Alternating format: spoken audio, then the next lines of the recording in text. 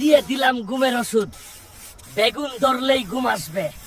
এখন শুধু চোর আসার অপেক্ষা, খেলা হবে। ভাবি, তুমি কি খবর শুনেছো? এটা একটা বিপর্যয়। কুদ্দুস দাদু বেগুন ক্ষেত পাহারা দেওয়ার জন্য হালকে ভাড়া করেছে। কি বলিস?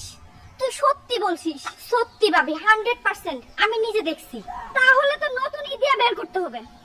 ভাবি, ওই দেখেন হালকা ঘুমাচ্ছে। আইতেই ঠিক টাইম। চলুন গিয়ে 2 ব্যাগ বেগুন নিয়ে সৎকে পড়ি। ও কি?